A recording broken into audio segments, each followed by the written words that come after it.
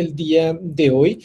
Quiero que hagamos un breve repaso de algunas ideas básicas que desarrollamos la semana pasada, que van a ser fundamentales para poder comprender, para poder entender y para poder abordar el concepto o las nociones fundamentales de qué son los actores de la comunicación política o cuáles son los actores de la comunicación política. Entonces, bueno, hago un paréntesis antes de seguir. Tuve un problema con la lectura inicial que se había pensado para un primer momento, por eso me vi en la necesidad de modificarla. Como vamos a trabajar con este autor en adelante, yo voy a hacer la modificación correspondiente de la lectura para que podamos volver a este autor. Entonces,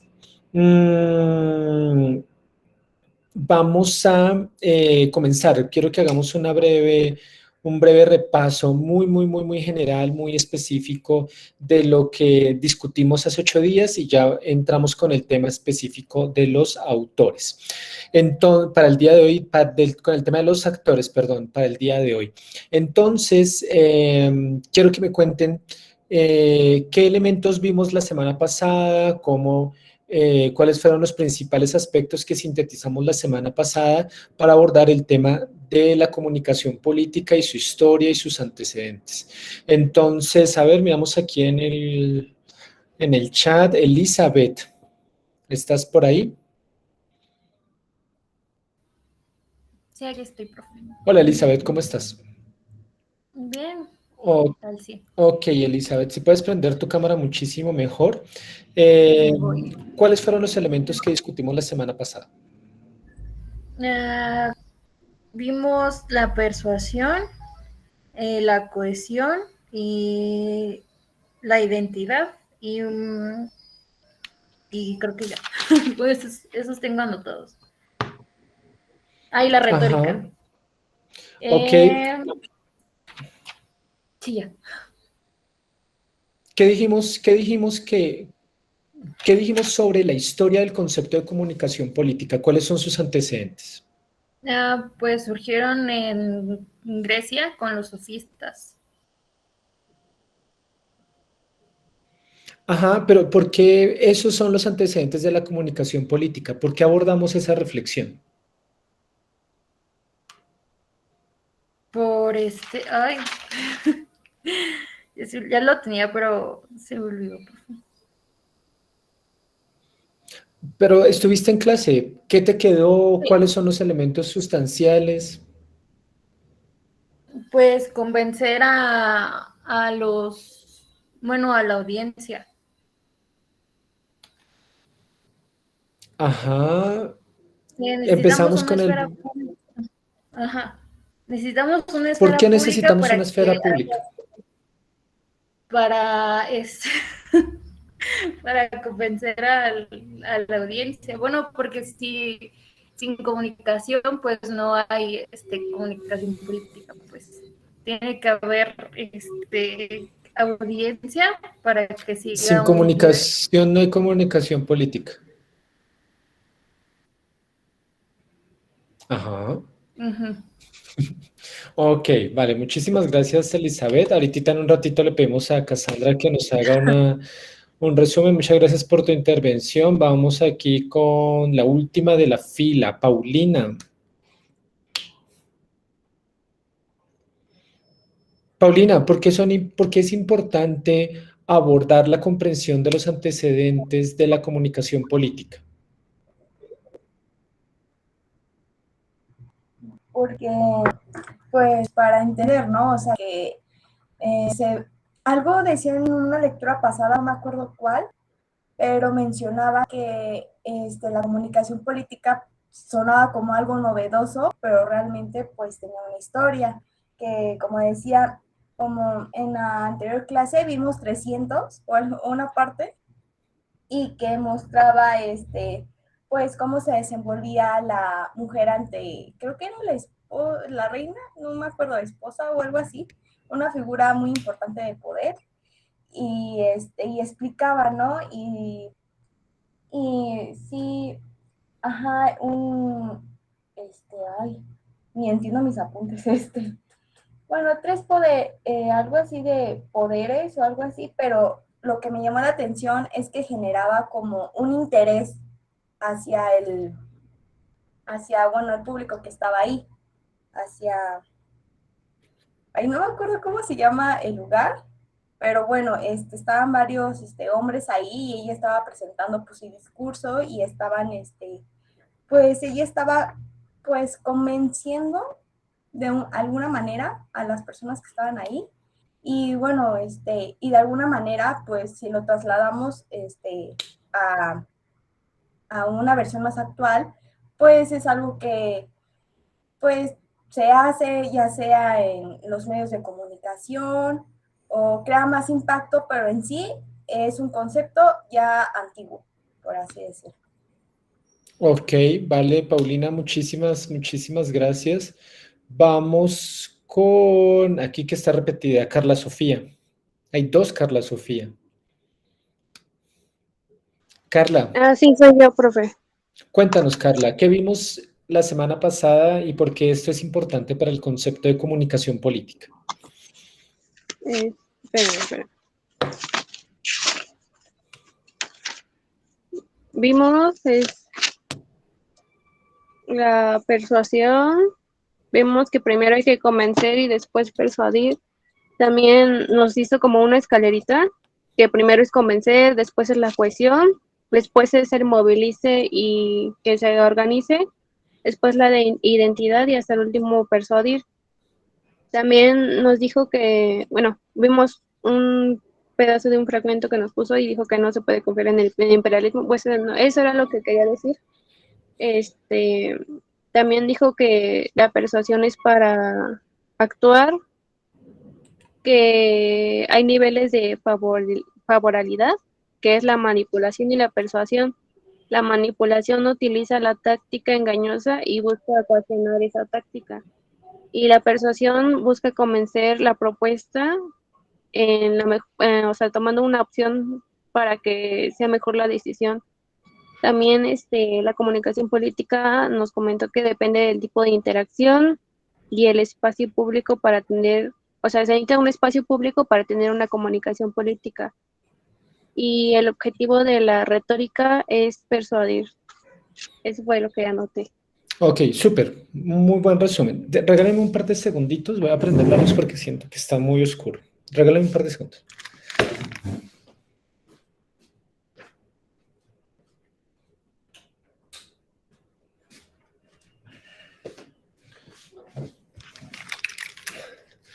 Listo, creo que aquí mejor. Bueno.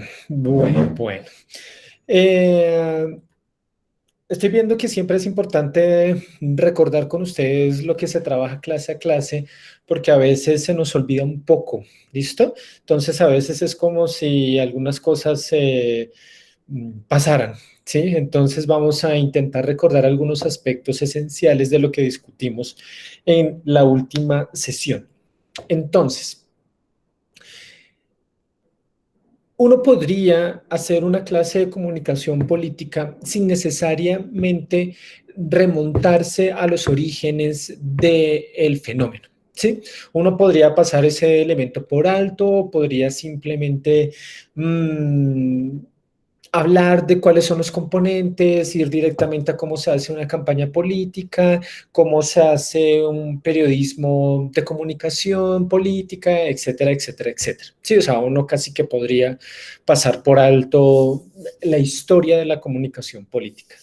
Sin embargo, desde mi perspectiva, resulta vital, es fundamental poder abordar, poder comprender, poder analizar, poder estudiar los orígenes de la comunicación política. Acá solamente estamos teniendo unos muy breves, como dicen en mi tierra, un brochazo así muy por encima de cómo se constituye la comunicación política, pero la historia de la comunicación política nos posiciona ante elementos nodales, ante elementos sustanciales que nos van a permitir comprender de una mejor manera de qué estamos hablando cuando hablamos de comunicación política.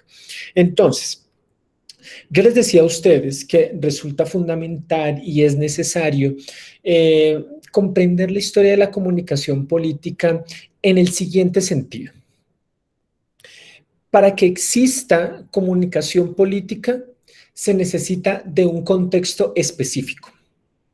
¿Sí? Se necesita un contexto. La comunicación política no existe en todos los espacios o en todas las dimensiones temporales. ¿Sí?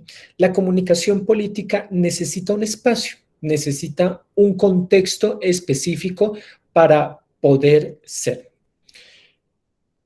Me distrajo el fondo de Javier, está maravilloso. Déjalo, no lo vayas a cambiar. Solo me traslado a otro lado. Entonces, el punto esencial es que para que exista comunicación política necesitamos un espacio, necesitamos un contexto. ¿Listo? Y les voy a poner un ejemplo. Cuando hablamos de comunicación política, dijimos hace 8 días que lo importante de la historia del concepto de comunicación política es que nos pone ante el escenario de lo público. ¿Va? La síntesis es, para que exista comunicación política, necesitamos el espacio público. ¿Mm? Si nos devolvemos en el argumento y en la síntesis, podríamos decir, si no hay espacio público, no hay comunicación política. Sí, lo de la esfera pública, Mauro. Sí, exactamente es eso. ¿Sí? Para que exista, otra vez, para que exista comunicación, para que exista la comunicación política, se necesita el espacio de lo público. Y me devuelvo en el argumento. Si no hay espacio público, no hay comunicación política. Como nos señala Mauro, si no existe la esfera pública, no puede haber comunicación política. ¿Sí? Porque la comunicación política tiene lugar en ese escenario y en ese espacio de lo público. ¿Vale? Entonces, la pregunta a continuación, el segundo elemento es, ¿qué es lo público? ¿Cierto? O sea, si estamos hablando que necesitamos el espacio público para la comunicación política, la siguiente pregunta es entonces, ¿qué es lo público? ¿Sí? Esa sería la reflexión a continuación.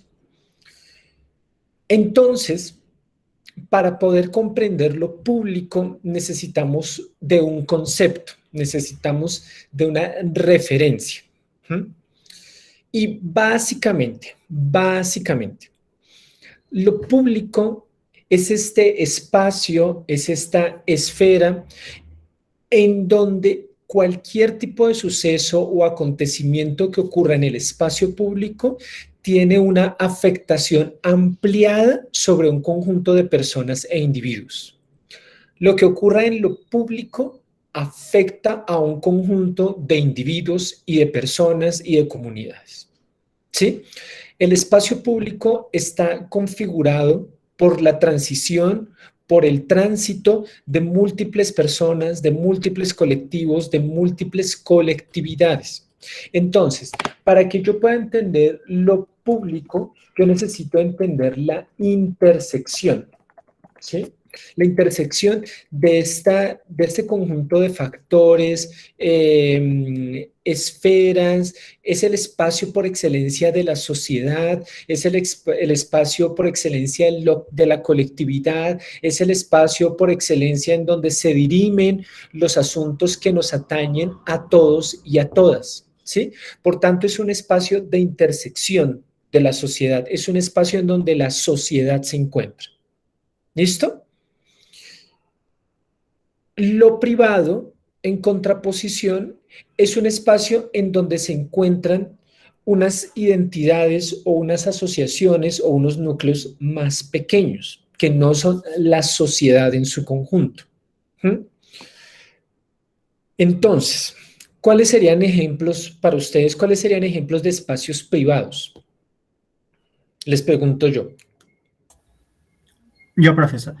Dime, Daniel. Pensé, por ejemplo, en un salón de clases. Sí. ¿Podría ser? Sí, está perfecto. Sí, exactamente. Te pongo un ejemplo, Dani. Si yo les digo a ustedes, hoy está prohibido que todo el mundo tenga las cámaras apagadas, ¿afecta a la sociedad o los afecta a ustedes? A nosotros, ¿no? Exacto, no afecta a la sociedad en su conjunto. Muchísimas gracias, Dani, es un muy buen ejemplo. Un salón de clase específico es un espacio de lo privado. Cuéntenme qué otro sería un ejemplo de un espacio privado. Una empresa, una casa, sí, exactamente. ¿Cuál otro? ¿Cuál otro sería un ejemplo de un espacio privado? Una fiesta, no sé, de una familia en privado, Sí, ciertas personas. sí, Mauro, exactamente. Aquí Iván levantó la mano. Iván, cuéntanos, ¿qué es un ejemplo de un espacio privado? Creo también ser una institución pública, ¿no? Discúlpame. ¿Podría ser una institución pública? No, si es una institución pública, es Mm. pública. Si es porque las Ah, ya, decisiones que ya. se toman en el espacio de la institución pública afectan a la ciudadanía. ¿Qué Ok. sería lo contrario a una institución pública, La Iván? privada. Ujú. Eso. ¿Y qué sería una institución privada? Un ejemplo de Mm, institución privada. no sé, podríamos poner en cuanto a universidad, la Universidad del Valle de México, Sí, o la una Salle, la que universidad. sea. Ujú. Ajá, exacto, una universidad privada. A ver, les voy a Ok. poner un ejemplo que es mucho más evidente de un espacio privado, en donde están en este instante todos y todas y cada uno y cada una de ustedes. ¿Sí? Una cosa es que algunos tengan la cámara prendida, otra cosa es que algunas y algunas tengan la cámara apagada, pero cada uno está en un espacio privado. ¿Sí?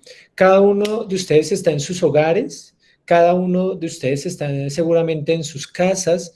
La red social es privada en el sentido, déjame poner primero el ejemplo del hogar y ya vamos con la red social porque está súper interesante. El hogar, ¿sí? La casa, la familia, la relación sexoafectiva, la relación sentimental, el espacio de la amistad, es el espacio por excelencia de lo privado. ¿Sí? Lo que ocurre en lo privado afecta a un conjunto específico de personas e individuos. ¿Sí? Y afecta al conjunto específico de personas que pertenezcan a ese núcleo social que comparte ese espacio privado. ¿Vale? Para poner un ejemplo, vamos a hablar de la familia, por ejemplo, de Isaac, Osvaldo, Esteban. Ay, ¿qué se activó por acá? Ya se nos está metiendo Andrés Manuel López Obrador por acá. Vamos a hablar de Isaac, Osvaldo, Esteban Gutiérrez, creo que es. González, González. González. Vamos a hablar de la familia Esteban González. ¿Sí? La familia Esteban González, a la familia Esteban González, seguramente pertenece, más bien, preguntémosle a Esteban. Esteban, ¿cómo está compuesta tu familia? Madre, padre, hermana y yo. 4 Ok, personas. listo, Esteban, súper. Entonces, la familia Esteban González tiene un padre, tiene una madre, tiene un hijo y tiene una hija, ¿cierto? Lo que suceda en el hogar de la familia Esteban González afecta a la familia Esteban González, ¿sí? El hogar, la casa ubicada en la colonia X, en la calle X de la ciudad X, en donde está localizada la familia Esteban González, es el espacio por excelencia de la familia Esteban González, ¿cierto? Entonces, si el papá de la familia Esteban González, o más bien, pongamos el otro ejemplo contrario, la mamá llega y le dice a Isaac, Isaac, y a la hermana Isaac, Isaac y hermana de Isaac. En esta casa se llega no más allá de las 10 de la noche, ¿cierto? Entonces la mamá dice, la hora máxima, máxima, máxima de llegada son las 10 de la noche. ¿Eso a quién afecta? A mí y a mi hermana. Exacto, y eventualmente a tu papá. Entonces, si tu mamá dice se llega a las 10 de la noche, ¿cierto?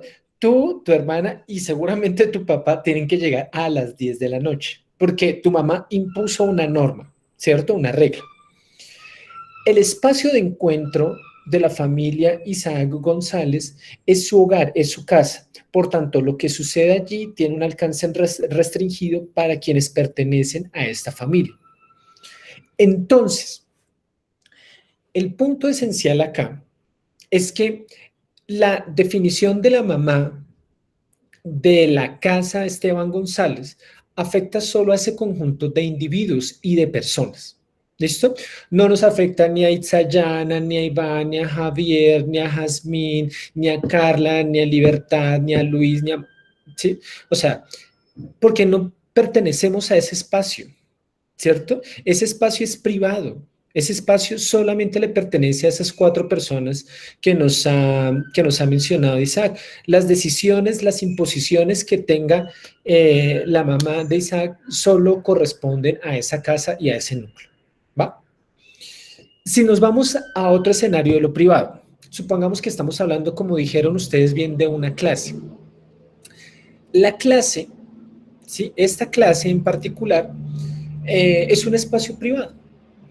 Yo les puedo decir a ustedes, chicos y chicas, no pueden entrar a clase después, o más bien, no voy a permitir que nadie entre a clase después de la 1:05 de la tarde. ¿Eso a quiénes afecta o a quiénes incide? ¿O sobre quiénes incide? A ustedes, ¿cierto? El nosotros, como señalaban ahí algunos compañeros y compañeras. Les afecta a ustedes. Mi decisión de que nadie entre después de la 1:05 no afecta a mi vecino, no afecta a sus vecinos, no afecta al portero, no afecta a la gente que está ahorita en el tianguis acá al lado de mi casa, no afecta a Andrés Manuel López Obrador, no afecta a alguien que esté en Oaxaca, los afecta a ustedes, ¿cierto? Y en este espacio nos encontramos un sector de la sociedad para un fin específico y compartimos un contexto concreto, ¿sí? Pero supongamos que estamos hablando, supongamos que llega un gobernante, como sucedió, por ejemplo, en El Salvador o en Guatemala o en Honduras a raíz de la pandemia. Entonces, por ejemplo, este señor Nayib Bukele dijo, después de las 6 de la tarde no debe haber nadie en la calle. ¿Sí? Está prohibido. Hay toque de queda.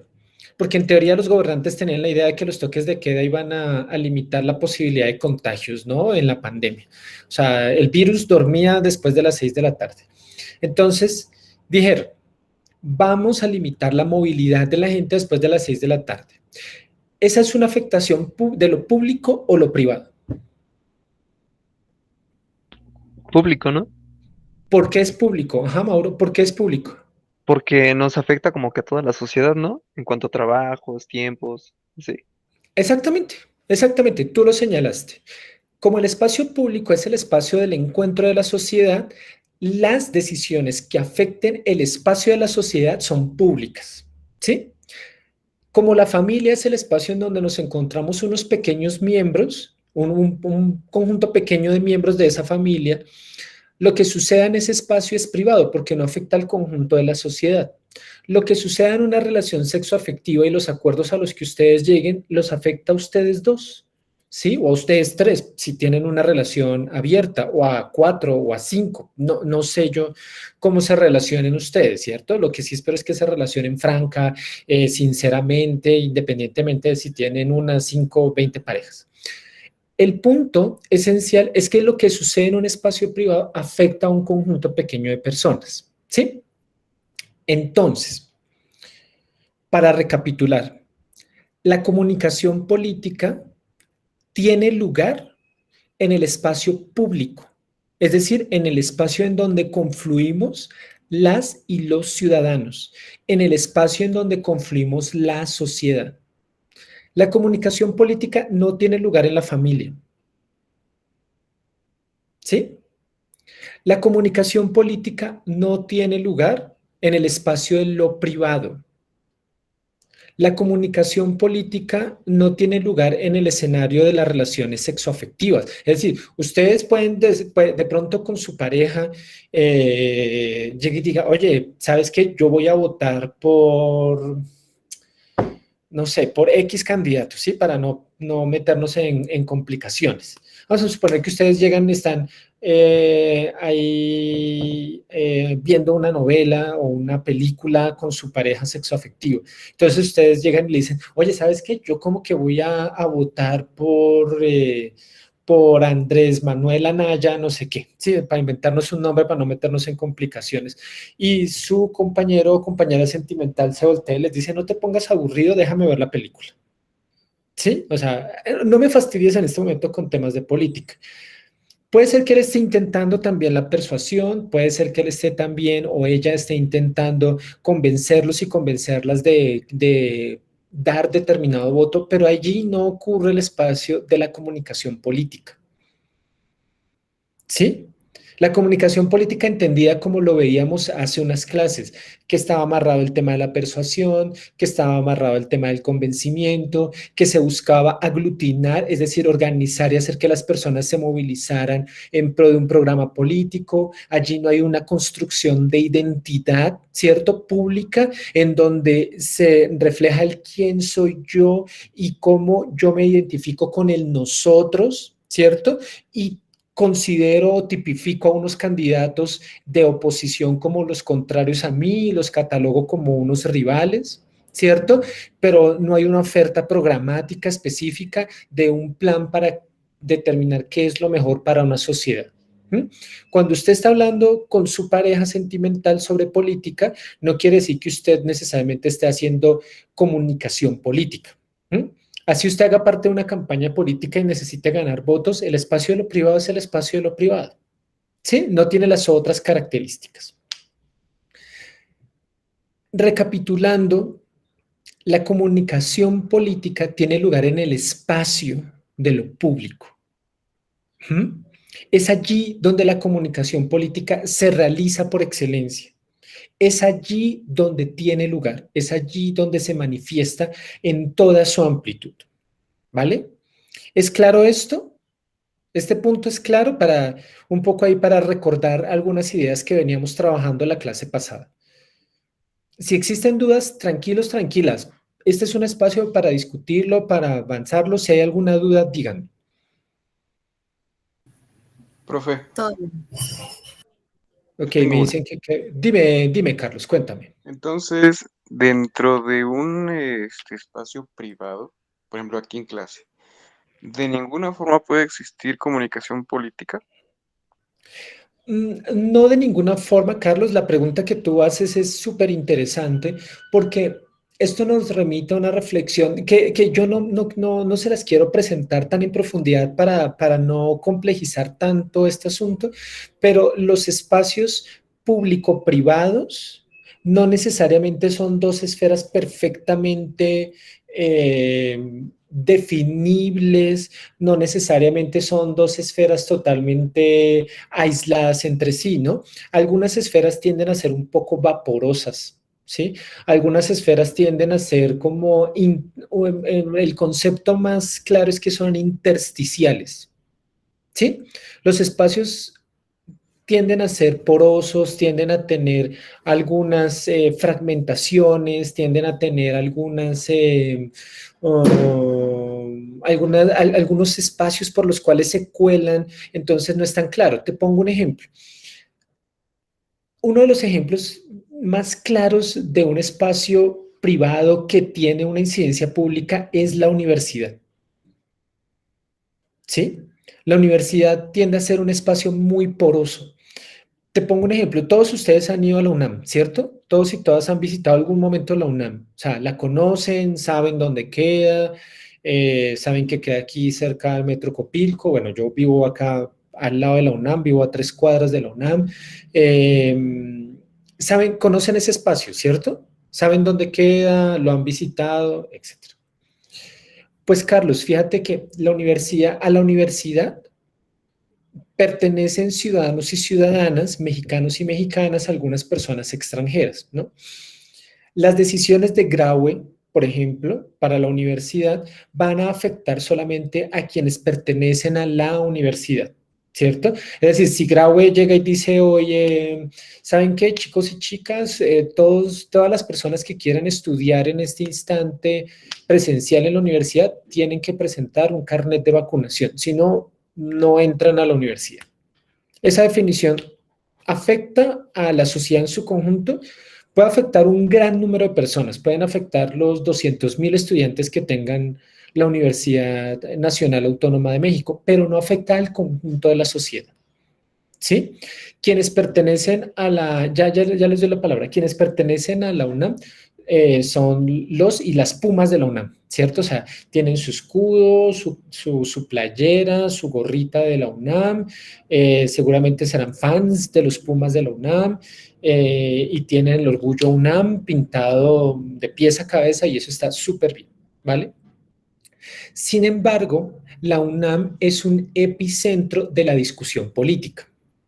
¿Sí? La UNAM es epicentro de la discusión política y en ese sentido es un espacio intersticial, porque hasta allá, por ejemplo, llegan campañas políticas, hasta allá, ustedes se han dado cuenta en los últimos años, por ejemplo, en la última campaña presidencial, uno de los espacios que utilizaron esta candidata del zapatismo, que ahorita se me olvida su nombre.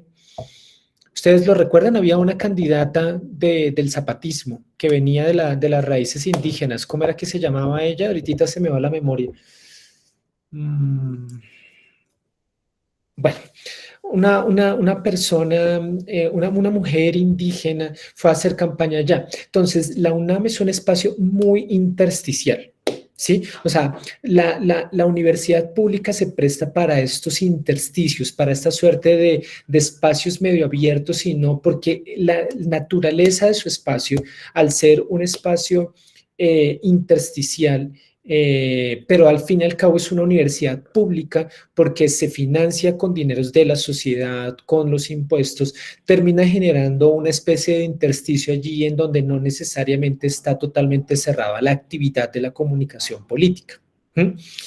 La familia, por ejemplo, la familia tiende a ser un espacio más bien en donde sí puede haber discusión política, pero no va a llegar una campaña política al seno de tu familia. Puede ser que te toquen a la puerta, puede ser que cuando hagan campañas políticas lleguen allá y toquen a tu hogar, a la puerta de tu casa, pero se quedan en la puerta de la casa. Si logran entrar es porque ahí hay un espacio que está dejando de ser el espacio de lo privado porque tú estás invitando a un ente externo a que pueda ocupar tu casa, a que pueda entrar en ella, a que la pueda compartir. Entonces, el espacio de lo privado se mantiene así, ¿no? Se mantiene en ese estilo. En una empresa, por ejemplo, lo que se discute en una empresa es de la naturaleza de la empresa, no es de una naturaleza esencialmente política. Entonces, el ejemplo que les estoy dando es un poco para que ustedes entiendan en una versión extrema en donde lo público y lo privado son dos esferas muy distinguibles, pero hay algunos espacios donde tiende a tener intersecciones y es posible o es probable que en esos espacios de intersección se manifiesten algunas ideas políticas o la comunicación política pueda tener unos atisbos de presencia, pero donde no necesariamente esa es la nota predominante. ¿Sí? Cosa diferente a un congreso, cosa diferente a lo que ocurre en Palacio Nacional, en las mañaneras, en donde la comunicación política es la nota predominante y por excelencia. ¿Vale? ¿Listo, Perfecto, Carlos? profe. Sí, entonces es aquí donde entra la intersección, ¿no? Donde abarcamos ya a la sociedad. Exacto, porque afecta es a la sociedad. Mira, yo les pongo un ejemplo de la pregunta que nos hace Carlos que quiero abordar acá. Lo pensé mucho para tratar este tema, pero decidí sacarlo, pero a partir de la pregunta de Carlos me parece que es muy pertinente y que es súper útil. Por ejemplo, yo imagino que aquí en este espacio hay muchas personas, sobre todo muchas compañeras que se consideran a sí mismas feministas, ¿cierto? O que por lo menos entienden qué es el feminismo. ¿Sí? ¿Saben de dónde viene? ¿Saben?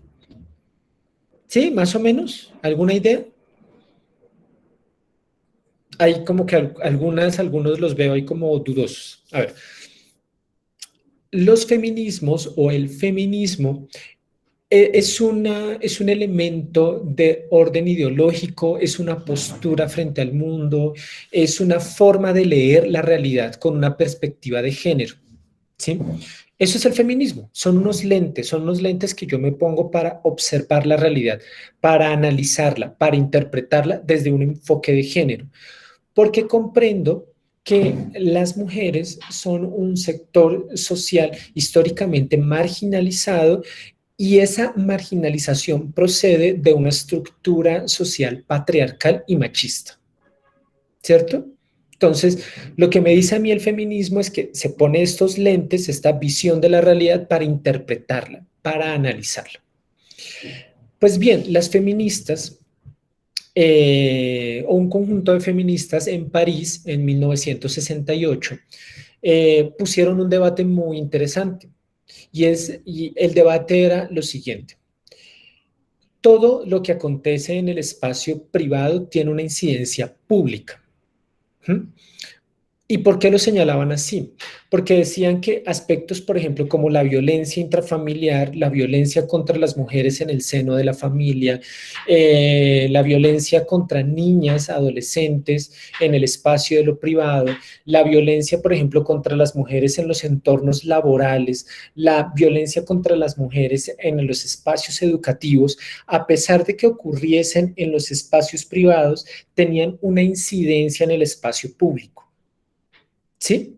Es decir, la magnitud de la afectación que han vivido históricamente las mujeres en los espacios privados llevó a este conjunto de feministas en 1968 a plantear que todo lo que sucediera con el territorio y el cuerpo de la mujer, todo lo que sucediera con las vidas privadas de las mujeres tenía una implicación pública. ¿Vale? Entonces, con esto lo que quiero significarles es que el feminismo puso un debate, ojo, que a propósito de la pregunta que hace Carlos lo podemos traer. No necesariamente la esfera de lo público y lo privado son polos opuestos, cerrados, autocontenidos, sino que por el contrario, aunque son perfectamente observables, tienen algunas fisuras, ¿no? Y tienen son permeables y se pueden localizar en distintos sitios y en distintos escenarios estas intersecciones. ¿Listo? ¿Es claro esto? Vale. Perfecto, profesor, gracias. Listo, Carlos. Por aquí hacían una pregunta hace un ratito, Mauro. Mauro nos preguntaba las redes sociales. Las redes sociales son un fenómeno súper interesante en el siguiente sentido. A ver, en la antigüedad, el espacio de lo público se caracterizó esencialmente por ser el espacio en donde eran evidentes los tres poderes públicos. ¿Que dijimos hace 8 días eran cuáles? Exactamente, ejecutivo, legislativo y judicial. ¿Sí? 3 poderes, ejecutivo, legislativo y judicial. En la antigüedad, el espacio que ocupaba, más bien, el espacio público era ocupado fundamentalmente por estos 3 poderes, ejecutivo, legislativo y judicial. ¿Sí? Y por eso vimos un pequeño apartado de 300, por eso vimos como, ahorita alguna de las compañeras lo mencionaba, había una reina, la reina estaba hablando en favor de su rey, que en teoría sería la parte más ejecutiva de las decisiones, le estaba hablando a un conjunto de personas que en este momento eran concejales, la palabra Senado va a aparecer un poco más tarde, pero es esencialmente lo mismo, un cuerpo colegiado para la toma de decisiones y para legislar, y además habían tribunales, ¿sí? Entonces, el espacio de lo público en la antigüedad y casi que uno podría decir hasta la aparición de la imprenta en el siglo XV, el espacio de lo público es el espacio por excelencia de los 3 poderes. Pero con la aparición de la imprenta, posteriormente con la aparición de la radio, de la televisión, de los medios masivos de comunicación, el espacio de lo público va a ser también el espacio ocupado por los medios de comunicación. ¿Sí? Entonces, hoy en día lo que tenemos en el espacio público son instituciones reguladoras y lo que tenemos además son instituciones comunicativas. Eso es lo que hoy copa el espacio de lo público. Son como los dos grandes tipos de instituciones que hoy colman lo público. ¿Mm? El espacio de las instituciones reguladoras y el espacio de las esferas o el espacio de la esfera de lo comunicativo. Y ambos hoy copan el espacio de lo público. Ambos hoy están allí presentes, estas dos esferas están allí presentes, lo regulativo y lo comunicativo. Hoy copan el espacio de lo público. La red social es y no es una esfera de lo comunicativo, o sea, es una especie de híbrido, ¿sí? Porque las redes sociales pueden y tienen en algunas ocasiones, tienen funciones informadoras o funciones informativas.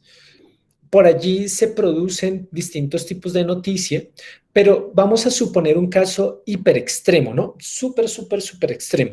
Vamos a suponer que el algoritmo de, no sé, de cualquiera de las personas que estamos acá presentes. Vamos a suponer que hoy Oma que no ha participado tanto. Vamos a suponer que Oma tiene una red social y el algoritmo de la red social de Oma solamente le da para ver temas específicos de su identidad, ¿no? Entonces vamos a suponer que a Oma solamente, que en el algoritmo de Oma solamente en Facebook o en Twitter o en Instagram solo le aparecen elementos relacionados con los artistas que sigue, con sus amigos, etc., pero nada de noticias. En ese ejemplo súper extremo, allí no hay ningún elemento comunicativo informador.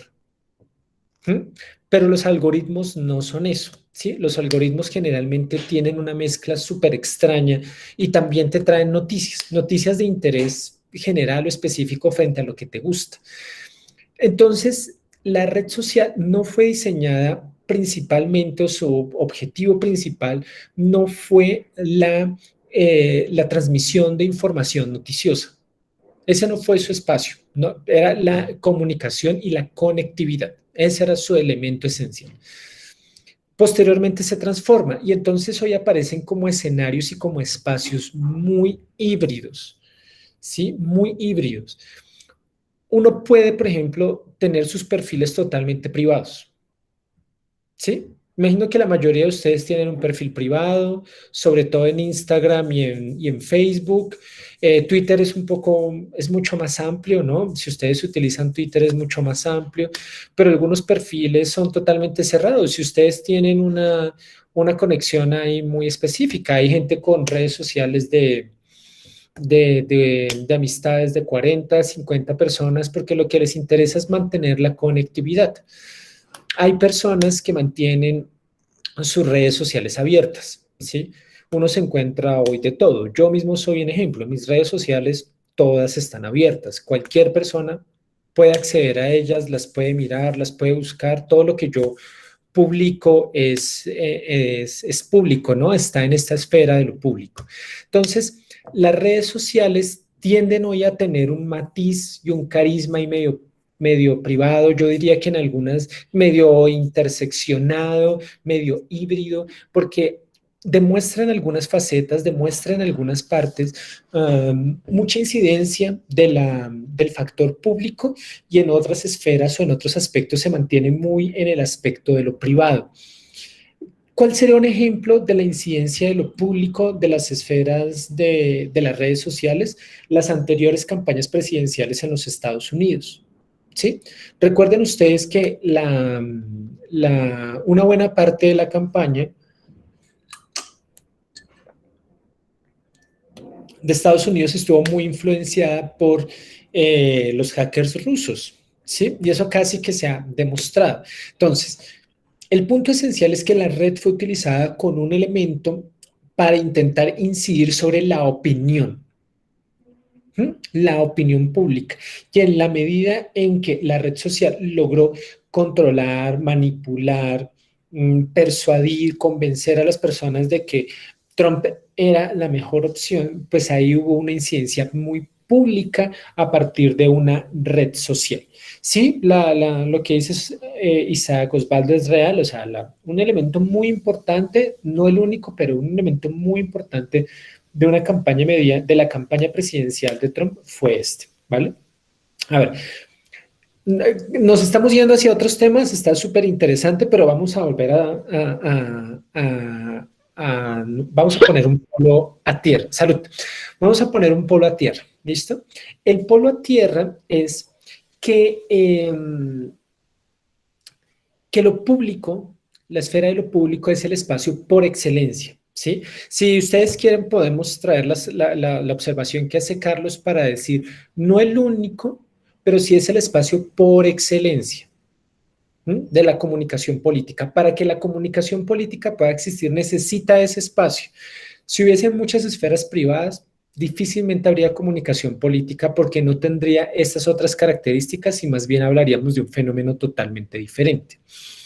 Entonces, en la antigüedad, o la importancia más bien, que fue la pregunta que les hice inicialmente, la importancia de acudir a la historia del concepto o de la historia de la comunicación política es poder rastrear el elemento de lo público, porque nos lo pone en escena, nos lo ejemplifica, ¿sí? Nos dice, oiga, ojo, cuidado, la comunicación política no depende de la mediatización pública. Ese es un elemento súper importante. Y las lecturas que teníamos para la semana pasada eran eso. Hay una deformación conceptual y hay un enfoque errado cuando se asume que la comunicación política depende única y exclusivamente de los medios masivos y modernos de comunicación. Cuando yo analizo la comunicación desde esa perspectiva, pongo un sesgo. ¿Sí? Introduzco un sesgo, introduzco una perspectiva que no es adecuada, introduzco un elemento analítico que no es el más adecuado. ¿Sí?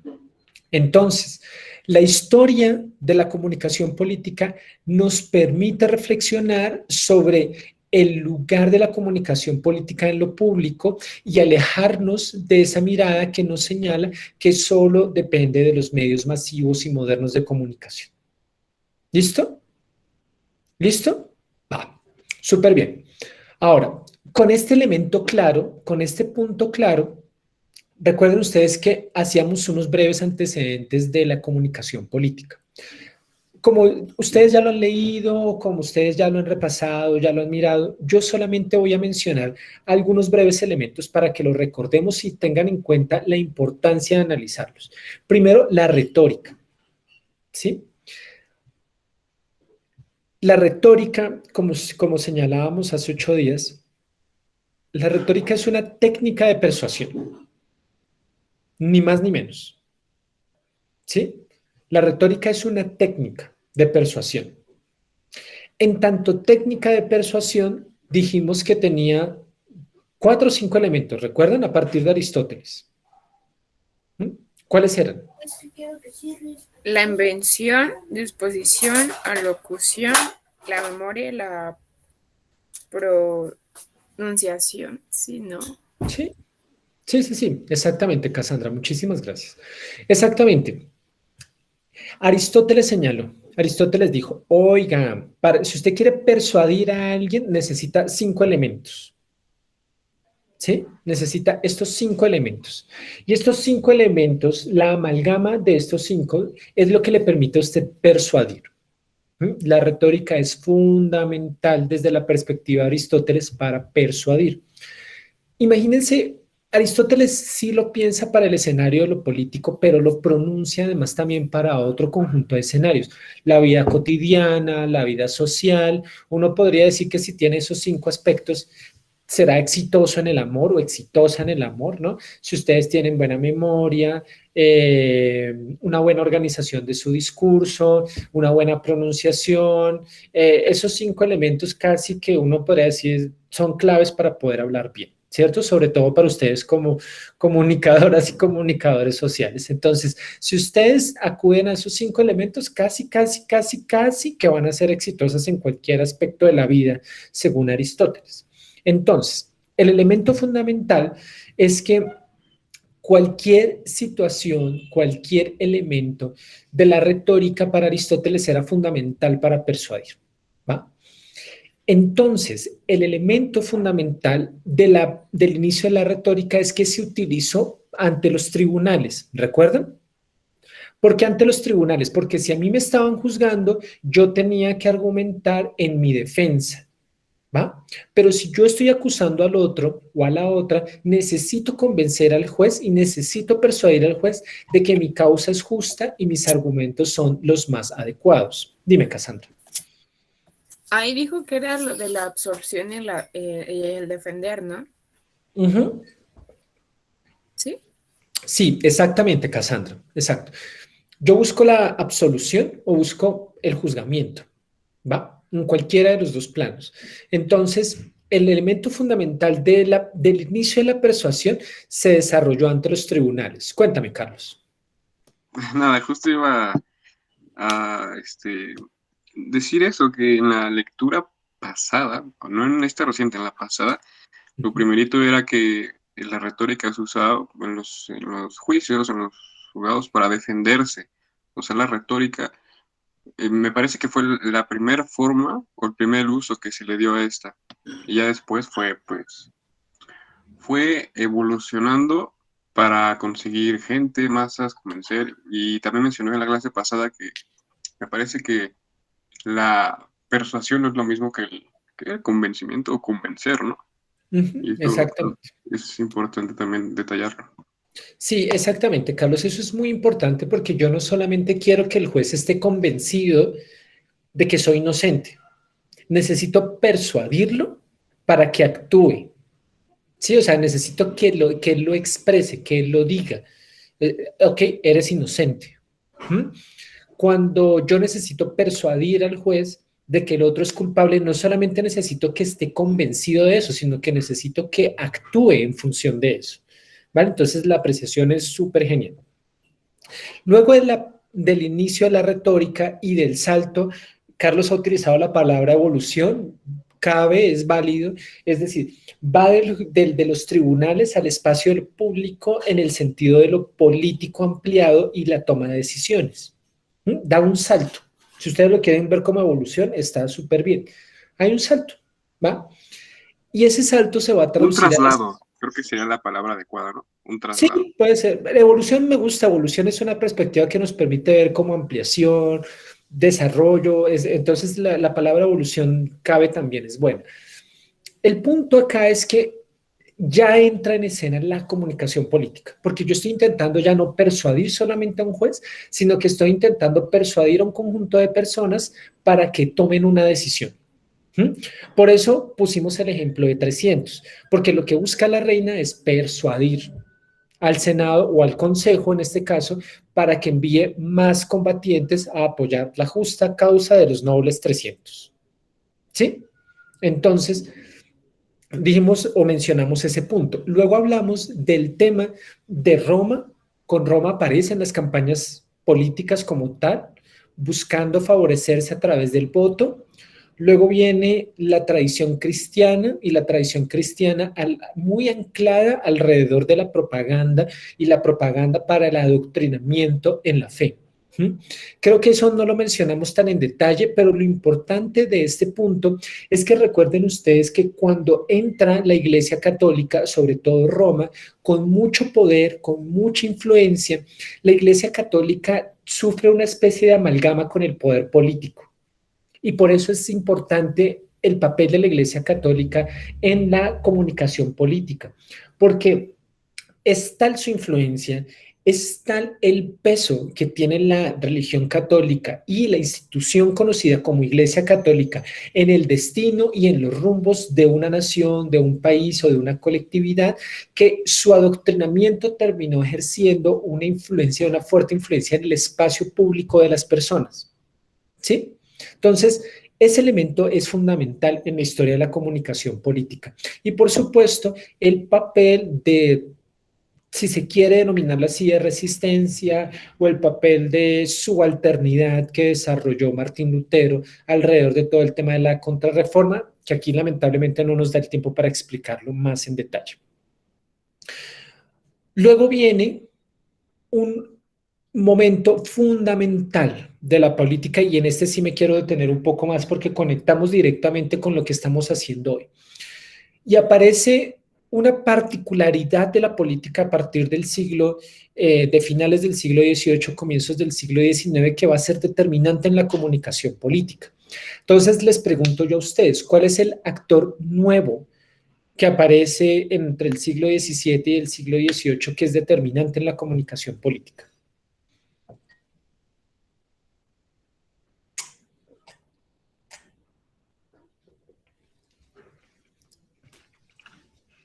¿Alguien? A ver, por acá buscamos a Itzayana. Itzayana, cuéntanos. Vamos con Itzayana López.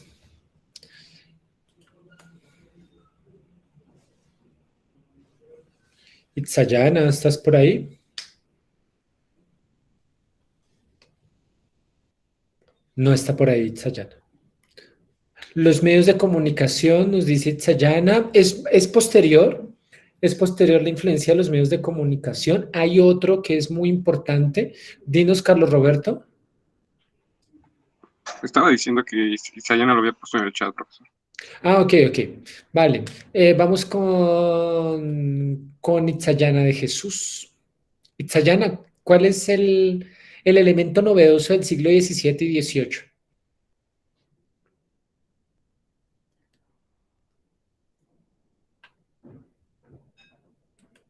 No, yo también pensaba que eran los medios de comunicación. Pero... Ok. Carlos, cuéntanos.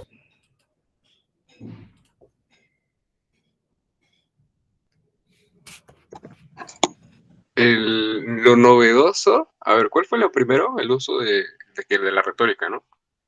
Sí, ¿Cuál fue la pregunta? viene, Ya, me volví a ver. acuérdense, viene, si uno quisiera hacer como, ustedes lo hicieron muchos en sus presentaciones, venía la retórica, Roma, luego todo este gran periodo de la Edad Media con la Iglesia Católica, Martín Lutero ahí como parte de un satélite muy pequeñito intentando debatir todo este tema de la doctrina.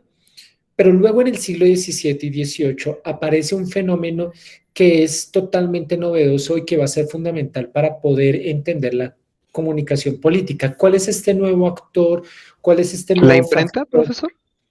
No No. tiene que ver con los medios de comunicación.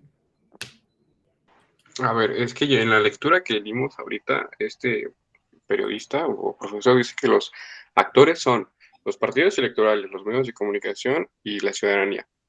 Pero nos estamos refiriendo a la clase pasada, ¿no? No sé, profesor. Pero si lo acabaste de mencionar. Los partidos electorales. Claro que es. Exactamente. Y luego viene, ok. Exactamente. Para todos y para todas. Lo novedoso del siglo XVII, XVIII y obviamente va a ser su mayor expresión en el siglo XIX son los partidos políticos.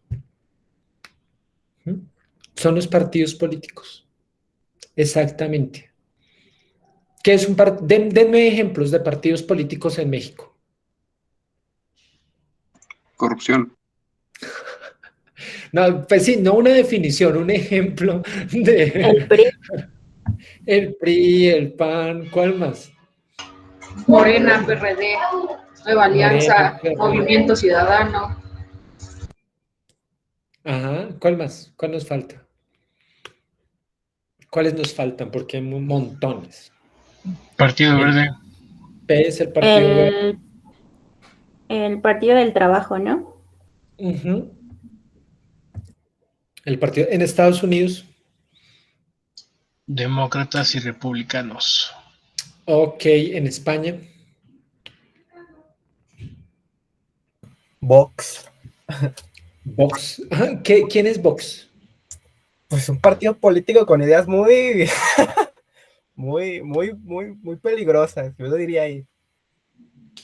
No, tranquilo, es un espacio para la discusión y el debate. Ajá, un partido con ideas peligrosas, sí, es un partido de derecha, sí, Sí, extrema derecha y de extrema derecha, ajá. De hecho, es un partido más de corte neofascista. en efecto. Ahí viene el Ajá. PAN, les hizo que vinieran, dijeron, vénganse para acá. Sí, sí, exactamente, Isaac. Sí, está muy bien eso. Em, en Alemania, por ejemplo, Angela Merkel, ¿saben quién es Angela Merkel? La ex congresista digo, ay, allá no se dice congresista, se le dice ministra. Bueno, ministro. Ajá, ajá, ajá. Era la primera ministro de Alemania. Ujú. Cambió o está en un proceso de cambio. Cuéntame, Carlos.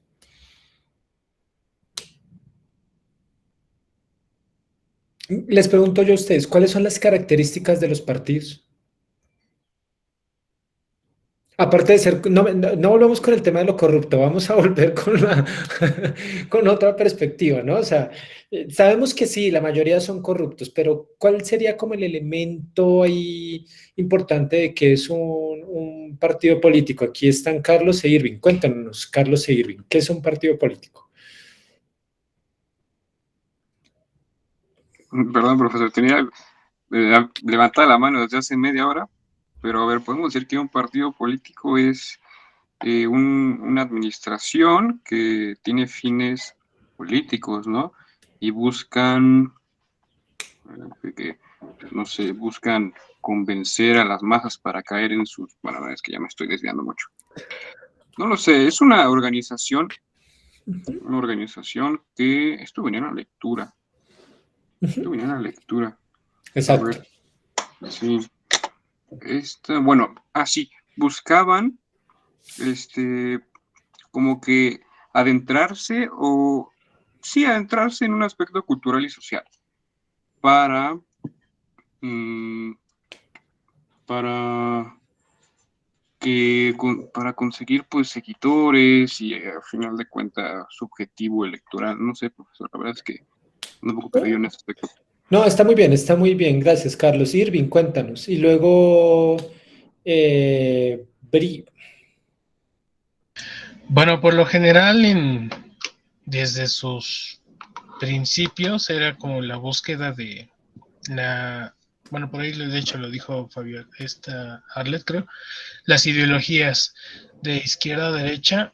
Tengo entendido que este concepto de ser de izquierda, de ser de derecha, tiene que ver con una organización de haberse sentado la gente que estaba a favor del pueblo y las que estaba a favor de la monarquía en su entonces.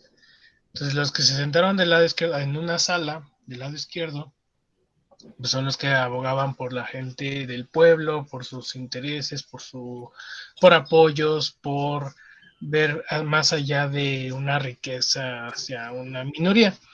Y la monarquía, pues por supuesto, su interés de seguir gobernando, seguir siendo quienes toman las decisiones importantes, seguir siendo quienes, por tener los recursos, pues bueno, fueran quienes lideraran el país. Creo que eso fue en Francia, si no me recuerdo.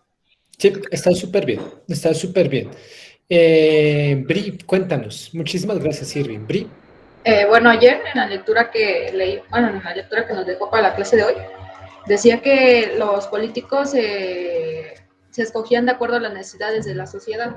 Por ejemplo, si la sociedad se podría decir que era de clase alta, tendría que ser un político a la altura de esa sociedad.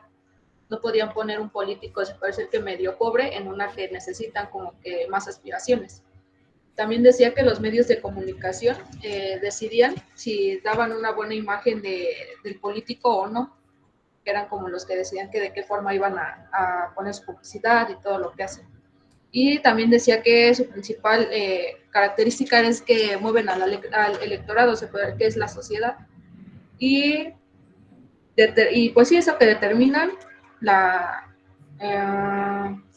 que determinan cómo es que tiene que ser el político, que buscan generar constantemente mensajes que tienen que vender a los medios de comunicación.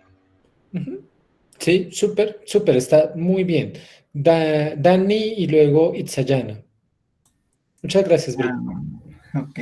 Esta es, no sé, definición, digamos, mía, ¿no? O sea, el partido político, o sea, ignorando lo que ya sabemos, ¿no? De que los que los representan quieren llegar al poder y manejar recursos y lo que sea, ¿no? Ignorando eso, definición de partido, yo así como lo hemos visto a lo largo de toda la carrera, creo que más bien sería una organización de personas que buscan representar cierta cantidad de intereses sociales o de un grupo en específico, ¿no? O sea, sabemos que hay partidos de izquierda, partidos de derecha, y cada uno de estos tipos tiene sus intereses al momento de postularse para algo, ¿no? O sea, es un grupo de personas que han estudiado la sociedad y los intereses de la gente, y en base a eso adoptan ideologías, adoptan conductas que los caracterizan. Entonces, yo creo que más bien es eso, ¿no? El partido político como tal es este agrupamiento de gente que va a adoptar un nombre en específico, que va a adoptar todo un montón de cosas que van a formar su identidad como partido para buscar representar ideologías y para tratar de convencer a la gente de que piensan lo mismo, de que están en el mismo canal, tanto la sociedad como ellos, como una asociación. Súper, muchísimas gracias, Dani, es una muy buena definición. Y vamos con Itza. Bueno, según la lectura, los partidos políticos lo que buscaban era colonizar o dominar todos los espacios sociales y culturales para su propio beneficio como estrategia electoral.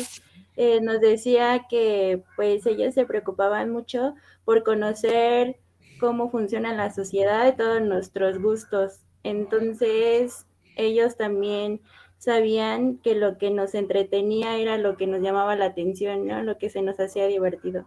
Entonces yo considero que los partidos políticos buscan eso, llegarnos de la manera en que a nosotros nos entretenga para sus fines, ahora sí que políticos en sus campañas y todo eso. Ok, muchísimas gracias. Por acá nos dice Irving, son una empresa y por aquí habían algunas otras definiciones. Buscan asociar valores con sus representantes que coincidan con su ideología. Es un medio de identidad colectiva, buscan representar a la sociedad, liderar. Exactamente. A ver, los partidos políticos surgen, como les señalaba yo a ustedes, entre el siglo XVII y XVIII, y su mayor representatividad se da, o su auge, por decirlo así, de mayor impulso y desarrollo se da en el siglo XIX. Un partido político es esencialmente una colectividad, ¿va? Es una colectividad. Y es una colectividad con intereses políticos. Es decir, es una colectividad que tiene intereses en el escenario de lo público, como lo hemos definido. Es un escenario, es una colectividad que tiene intereses en ganar incidencia, en impactar el espacio de lo público. ¿Sí? Eso es básicamente. Hay distintas formas de organización de los partidos. Hay partidos más, si se quiere, más jerárquicos, ¿sí? Con mayores niveles de estructura. Hay partidos un poco más horizontales. Hay partidos con mucha mayor estructura política. Por ejemplo, el PRI es una maquinaria impresionante. Tal vez es el partido, junto con tal vez el PT en Brasil, es de los partidos tal vez con mayor estructura política. ¿Ustedes han alguna vez visto la sede del PRI acá en Ciudad de México? Yo una vez la conocí, eso me pareció impresionante. O sea, es casi una manzana, tiene edificios enormes, o sea, es brutal. O sea, la estructura del PRI es impresionante. La del PAN un poco menos, pero lo del PRI es Yo nunca había visto una sede de un partido político tan enorme, tan grande, con tanta infraestructura. Por fuera solamente, sí, tal vez. Sí, lo que pasa es que, por ejemplo, yo estoy haciendo trabajo de campo hace unos 4 años en Chihuahua, sobre todo en Ciudad Juárez, y el impacto de la influencia del PRI en Ciudad Juárez, por ejemplo, me pareció impresionante cómo movilizaban a la gente, cómo organizaban mm, casi que manzana a manzana, a cuadros, luego colonias. Me pareció una estructura de movilización política muy, muy impresionante. Tal vez en su estructura, no sé, en sus contenidos, ya ustedes como mexicanos lo dirán mejor. El punto es que el partido político es eso, es una colectividad organizada de personas que tienen intereses de incidencia en el espacio de lo público. ¿Sí? Eso es básicamente el partido político. El partido político, su mejor ejemplo, su mejor presencia, para que ustedes lo tengan en cuenta, se dio alrededor de la Revolución Francesa. ¿Sí? Los partidos políticos, con su máxima expresión en el siglo XVIII, fue precisamente la Revolución Francesa. Entonces, durante la Revolución Francesa había una forma de organización política en donde había un ejecutivo, en donde había un espacio de representatividad. Aquí ya hay jueces, ya hay tribunales, etcétera, etcétera. Están los tres poderes públicos más o menos claros. El punto es que los partidos políticos tenían diferencias con la monarquía, ¿sí? A finales del siglo XIX en Francia había algunas diferencias con la monarquía, con las decisiones en materia económica, política y social que estaba tomando la monarquía. Entonces, hacia finales del siglo XVIII habían habido algunos intentos de modificación, ¿sí? De cambio dentro de distintos sectores sociales. Había la intencionalidad de desarrollar algunos cambios y algunas modificaciones. Entonces, surgieron distintas iniciativas de veto contra el rey. Es decir, decirle al rey, no puedes opinar, no puedes decir frente a cuál debe ser el rumbo de acción que tome Francia.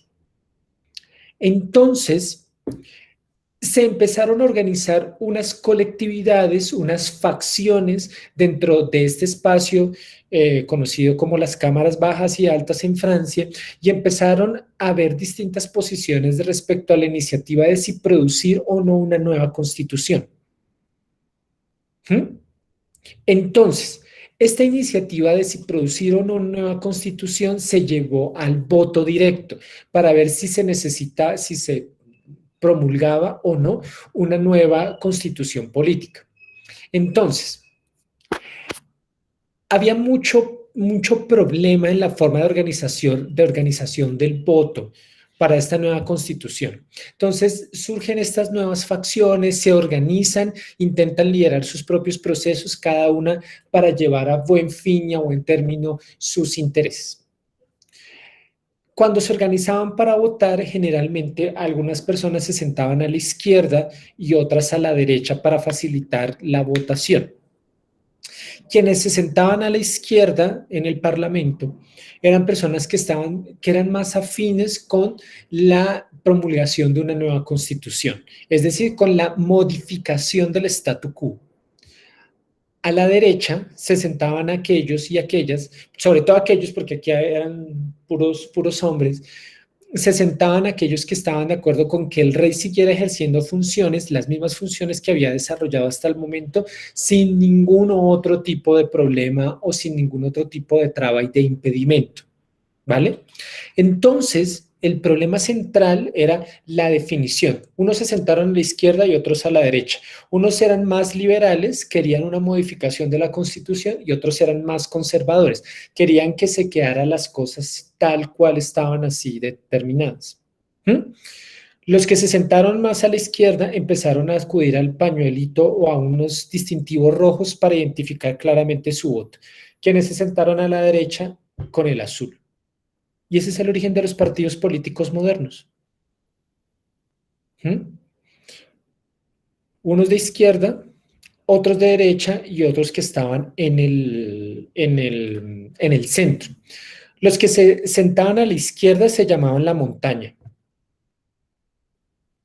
¿sí? Quienes se sentaban a la derecha, la llanura.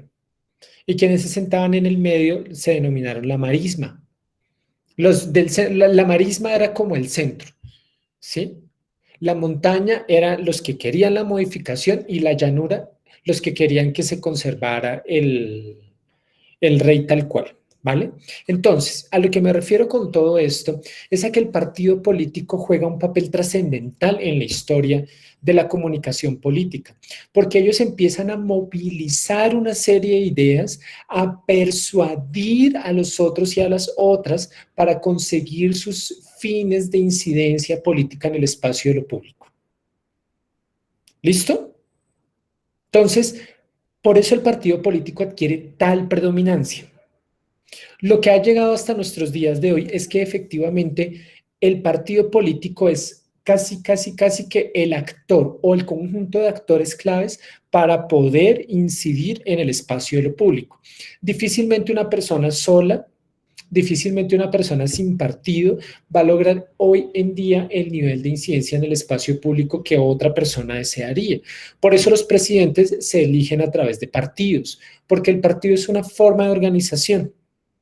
Una forma de organización que permite canalizar intereses, una forma de organización que permite canalizar a la colectividad, una forma de organización que permite poder llegar a escaños del orden de lo público. ¿Vale? ¿Hasta acá estamos claras? Hay unos momentos así súper gruesos, súper generales de la historia de la comunicación política para llegar a la emergencia de los partidos modernos. ¿Vale? Vamos a aprovechar la última media horita para hablar de los actores, ¿sí? Ya dimos algunas pistas, ya hablamos de los partidos, ya sabemos que en términos generales un actor político busca incidir en lo público, ¿cierto? Eso queda claro. Todo actor político acude a la comunicación política para intentar incidir en el espacio de lo público. Esa es la característica principal y primordial de los actores políticos y de los actores de la comunicación política. Ese punto queda claro, ¿cierto? Bueno, ahora vamos a ver algunos apartados pequeñitos del video con el que empezábamos nuestra clase del día de hoy y yo quiero que ustedes me digan en el espacio de lo que aconteció. Bueno, antes de reflexionar sobre esto muy rápidamente, quiero que hablemos de dos aspectos de contexto porque es súper importante para ustedes como mexicanos que lo tengan en cuenta. ¿Qué pasó en la Ibero en el video que vimos hace un ratito?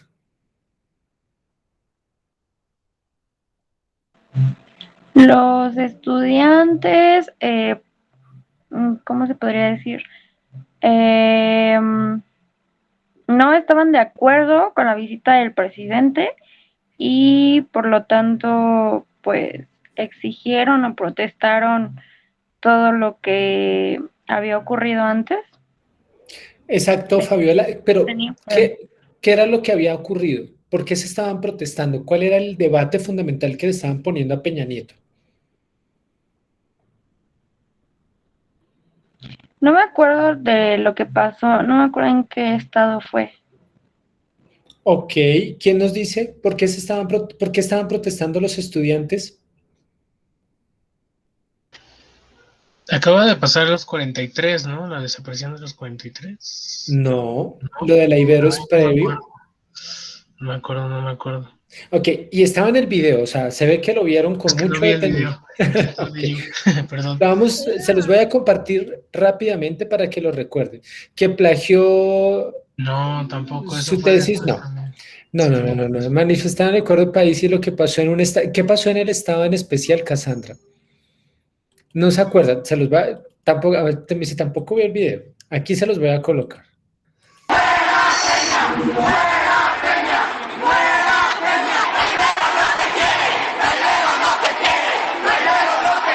El candidato de la coalición Compromiso por México fue invitado al encuentro Buen Ciudadano Ibero, que se llevó a cabo en el Auditorio José Sánchez Villaseñor.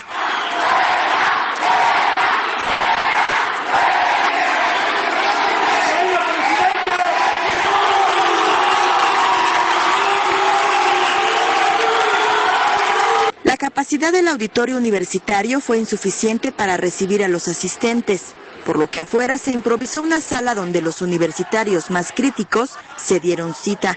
Máscaras de Carlos Salinas de Gortari y pancartas descalificando al candidato lucieron a lo largo de 2 horas, tiempo que duró el encuentro.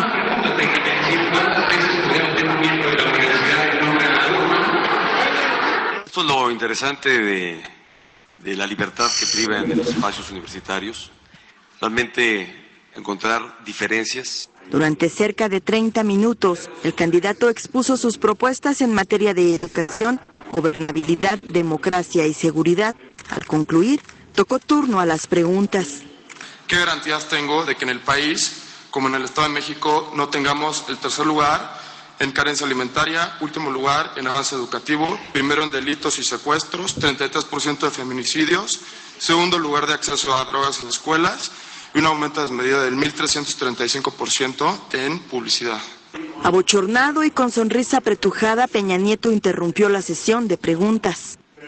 Si bajan las capturas para que se pueda ver, ya vi las de los jóvenes que están en la Atenco, si quieren con mucho gusto hablamos del tema.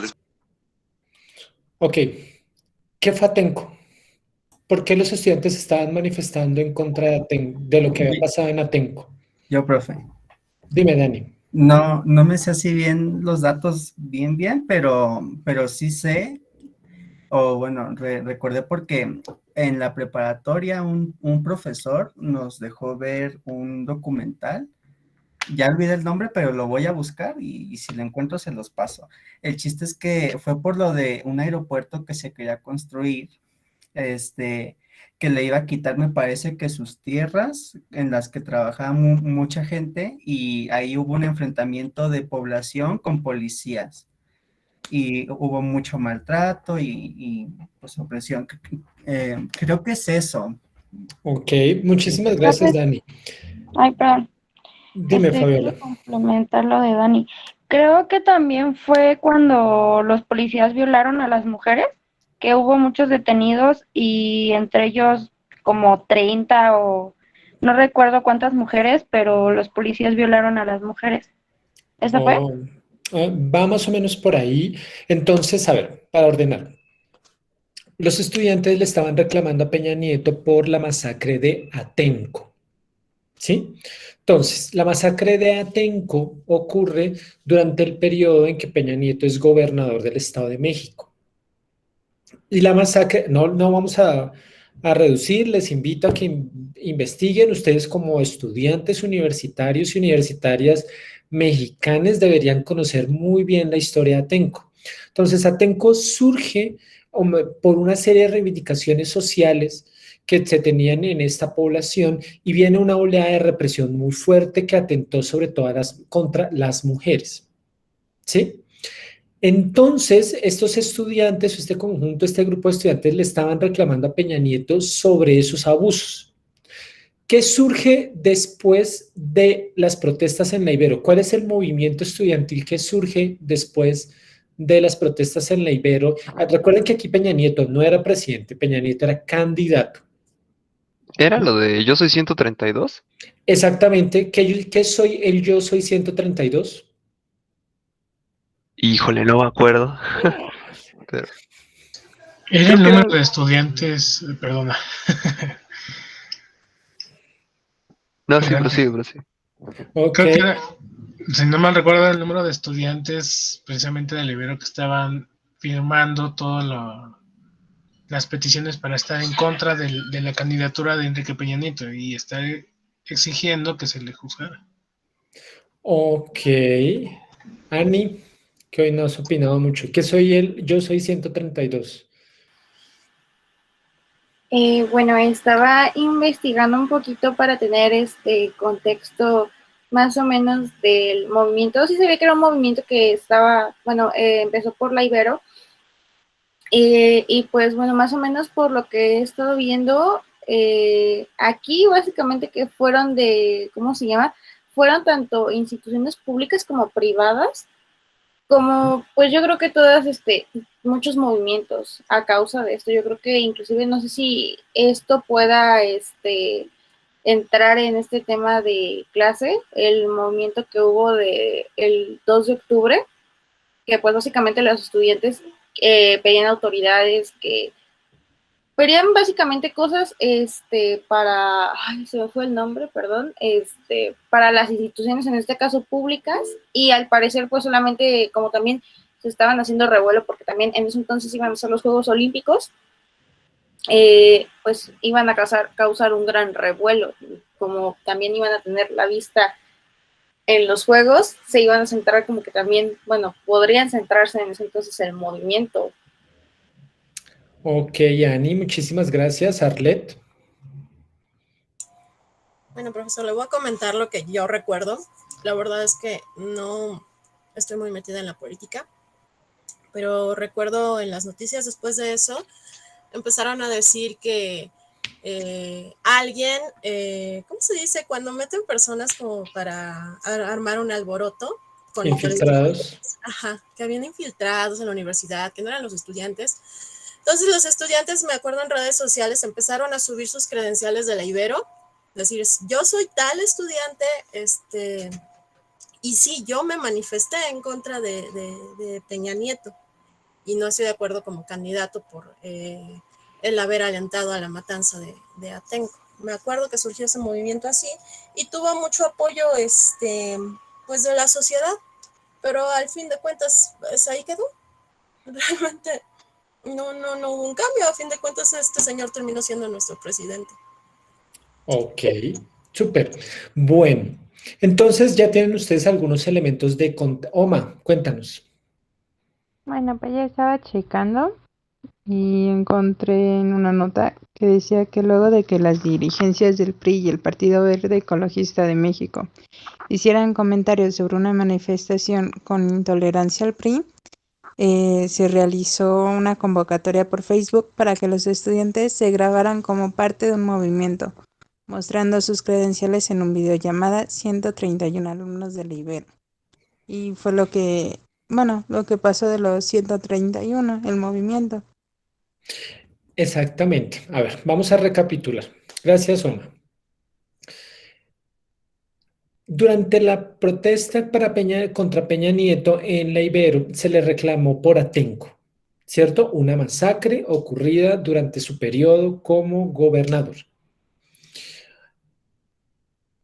Luego de eso, y como esto causó tanto revuelo en medios de comunicación, para que ustedes tengan un poquito de contexto, se dijo en medios de comunicación, como señalaba Arlet y como señalaba hace un ratito Oma, se señaló que no eran estudiantes de la Ibero, sino que eran un montón de gente infiltrada. Entonces, para responder a estos cuestionamientos, 131 estudiantes mostraron su credencial de la Ibero diciendo, yo hago parte de este proceso y me manifesté en contra de Peña Nieto y no soy ningún infiltrado o infiltrada. Lo que no se esperaba esta respuesta, es que se convirtió en una bola de nieve que posteriormente muchas personas a nivel nacional en México y a nivel internacional, mexicanos y mexicanas que ven en el exterior, dieron su apoyo diciendo, yo soy el 132. ¿Me hago entender? 131 personas de la Ibero dijeron, yo soy estudiante, no soy infiltrado y estoy en contra de que Peña Nieto llegue a ser presidente. Luego, cada persona decía, yo soy el 132. ¿Va? Y por eso se denominó el yo soy 132. ¿Listo? Ya tenemos un poquito más de contexto. ¿Va? No me van a decir que como me salen algunas veces mis estudiantes, profe, es que como eso pasó cuando yo no había nacido, pues no sé. ¿Vale? Entonces, ya están enterados ahí de contexto, por favor, revisen un poco más. La pregunta que les quiero hacer es, en este caso, ¿quiénes son los y las actores políticos que ustedes pueden encontrar? ¿Cuáles son los actores políticos en este caso?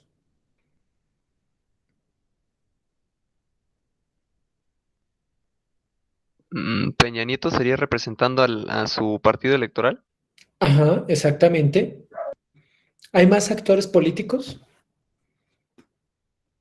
Ajá, los alumnos, que eran como que el de la esfera pública, ¿no? A quienes iba a llegar el mensaje político. Exactamente. Y al medio de comunicación. Exactamente. De acuerdo con la lectura que teníamos para hoy, ¿quiénes serían los actores de la comunicación política? Ya les pregunté sobre los actores políticos. Ahora, ¿cuáles serían los actores de la comunicación política? Pues tenemos el partido, ¿no? Que es el PRI en este caso, los medios de comunicación, que bueno, es básicamente lo que estamos viendo, puede ser YouTube o estos medios televisivos, y la ciudadanía, bueno, Ciudadanía. ciudadanía, eso, que es, pues bueno, en este caso pueden ser los estudiantes, pero relativamente somos todos, porque es algo que nos afecta y nos afectó en su momento este gobierno de nuestro querido Lord. Exactamente. Entonces, fíjense ustedes que con lo que nos encontramos en este video es con unos actores, ¿cierto? Hay unos actores políticos por excelencia. ¿Cuáles serían el actor político por excelencia de lo que sucedió en la Ibero? Pues evidentemente Peña Nieto, ¿cierto? Peña Nieto iba en representación ¿de qué partido? Del PRI. Sí, pero ahí se menciona una colectividad. Oiga, ustedes tienen muy poca retentiva. Ahí les puse el video justo en la parte en donde decía de cuál era el Coalición movimiento. por México, ¿no? ¿Era? ¿Cómo se llama? A ver, se los voy a ¿Compromiso poner. por México? A ver, A se los los voy a poner. asistentes. Encuentro Buen Ciudadano Ibero. El candidato de la coalición Compromiso por México fue ¿Cómo se llama? Uy, no sé. Compromiso por México. Compromiso por México, ok. Oiga, tienen que tener más retentiva, ¿no? Porque les muestro videos y ¡fum! Se va la información, así se escapa. Entonces, Compromiso por México. Uno podría decir en este caso que el actor político por excelencia es Peña Nieto, ¿cierto? Pero Peña Nieto viene en representación de una colectividad, ¿vale? Esta colectividad obviamente es una aglutinación de actores políticos constituidos como partidos, o sea, es una sumatoria. Las coaliciones siempre son eso. Las coaliciones son sumatorias de partidos políticos o colectividades políticas. Entonces, el actor político que tenemos acá por excelencia en este espacio es a Peña Nieto en representatividad ¿de quién? ¿De qué partido? ¿Cómo se llama? ¿Coalición qué? Compromiso por México. Ah, bueno, Compromiso por México. Entonces está en representatividad de Compromiso por México. El punto esencial es que es un actor político y el otro actor político es evidentemente las y los estudiantes de la Ibero. Acá un punto que es muy importante que uno podría discutir en la lectura que nos trajo hoy, aunque en algunos momentos lo mencionan, es que no se trata solamente de la ciudadanía, sino que se trata de un movimiento social. Sí, o sea, los estudiantes, el movimiento estudiantil en este momento se constituye no solamente en una masa y medio amorfa llamada ciudadanía, sino que claramente se reunieron, tuvieron unos propósitos y se manifestaron. ¿Listo? Entonces, el otro actor es lo que se denomina allí ciudadanía, pero que uno claramente podría denominar como movimiento social. Después, a lo largo de esta clase, vamos a ver mejor qué distingue a un partido político de un movimiento social. Pero es el otro, son los dos actores políticos por excelencia, ¿no? Hay una confrontación, si se quiere, verbal, argumentativa, en donde se expresan un conjunto de ideas, opiniones, sentires, símbolos, que ya hemos discutido acá. Peña Nieto va a esa universidad porque sabe que es un espacio del electorado que necesita ganarse, quería persuadirlos, por eso le dan media hora para presentar sus propuestas, y por el otro lado están unos actores sociales, un movimiento social estudiantil que está proponiendo un conjunto de ideas para persuadir al conjunto de la opinión pública de que ese no es el camino. ¿Sí? Lamentablemente ahí, como nos señalaba... se me olvidó ahorita, una de las compañeras que opinó, no recuerdo bien, nos manifestó pues que todo siguió igual y este tipo quedó como candidato. El punto es que en el video hay claramente estos dos actores, ¿no? Están confrontando, están buscando la persuasión. Y esos son los actores políticos. Ahora vienen los actores, ¿sí? Los actores de la comunicación política, y ahí tenemos que sumar a quiénes, pues a los medios de comunicación, ¿sí? Porque los medios de comunicación se han convertido en actores de la comunicación política. ¿Listo? Para que pensemos los actores de la comunicación política, salgámonos un momentito de lo que pasó en la Ibero en el 2012 y pensemos en una obra de teatro. Han estado en una obra de teatro, ¿cierto? Han visto películas, ¿cierto? Han visto novelas, ¿sí? O sea, sí, La Rosa de Guadalupe, bueno, todas esas cosas que se ven en la cotidianidad. O Betty la Fea, un esperpento de novela, bueno, en fin. En una obra de teatro hay actores, ¿cierto? Los actores en una obra de teatro tienen unas características específicas. Piensen en cualquier obra de teatro. Yo, por ejemplo, el fin de semana fui a ver un musical de La Bella y la Bestia. ¿Han visto la película La Bella y la Bestia, cierto? O por lo menos han visto la serie moderna. Bueno, yo fui a ver un musical de La Bella y la Bestia. Los actores de La Bella y la Bestia, cada uno de los personajes, cada uno de los actores representa un personaje, ¿cierto? Entonces, en La Bella y la Bestia está la Bella, ¿sí? Está la Bestia, está Gastón, está el papá de la Bella, están otro número X de actores. Cada uno de ellos tiene unas características, ¿sí?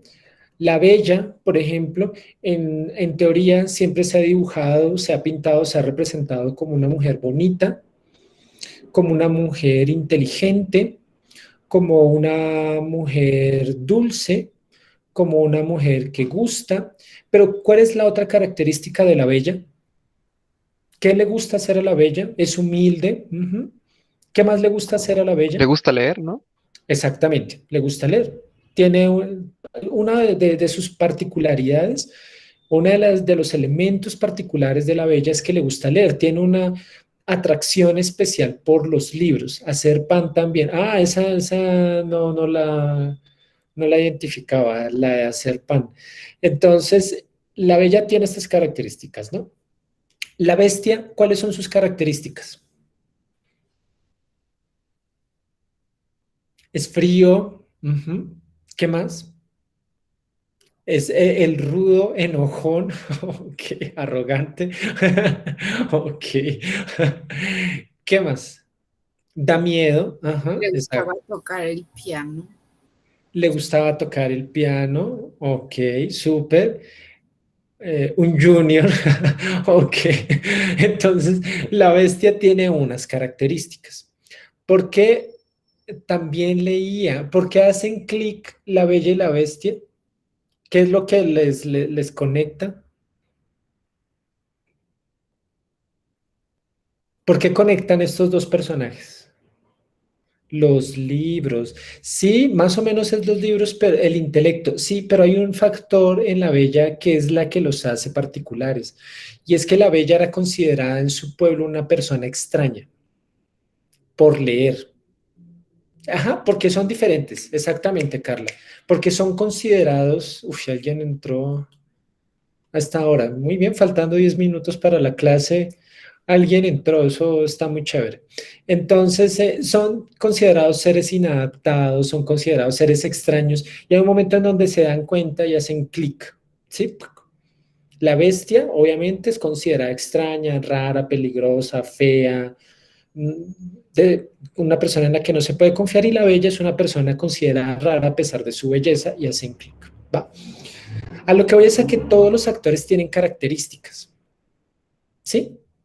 Una persona, un personaje tiene unas características. Pero aparte de eso, los actores, los actores en una obra de teatro tienen algo que se denomina papel. ¿Qué es un papel en una obra de teatro?